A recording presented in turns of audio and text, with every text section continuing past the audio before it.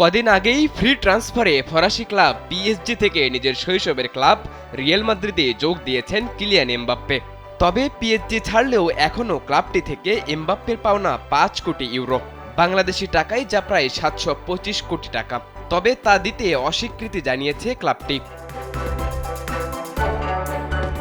ফরাসি তারকা কিলিয়ান এমবাপ্পের দাবি, পিএসজিতে থাকার সময় শেষ ৩ মাসের বেতন ও বোনাসের একটি অংশ তাকে দেওয়া হয়নি। তবে পিএসজি বলছে ভিন্ন কথা।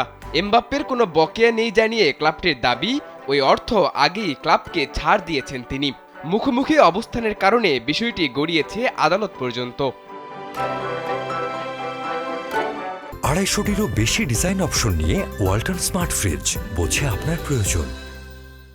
এএফপির এক খবরে বলা হয়, বুধবার প্যারিসে আইনি কমিশনের শুনানিতে অংশ নেন পিএসজি কর্মকর্তা ও এমবাপ্পের প্রতিনিধিরা।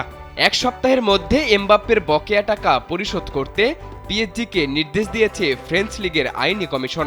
তবে সেই সিদ্ধান্তও মানতে পারছে না পিএসজি। ইতোমধ্যেই তারা ঘোষণা দিয়েছে অন্য কোনো আদালতে আইনি লড়াই নামবে পিএসজি। তবে এসব আইনি প্রক্রিয়ার আগে এমবাপ্পে ও পিএসজির মধ্যে মধ্যস্থতার প্রস্তাব দিয়েছিল ফ্রেঞ্চ কমিশন। তবে ফরাসি স্ট্রাইকার এমবাপ্পের পক্ষ থেকে তা প্রত্যাখ্যান করা হয়।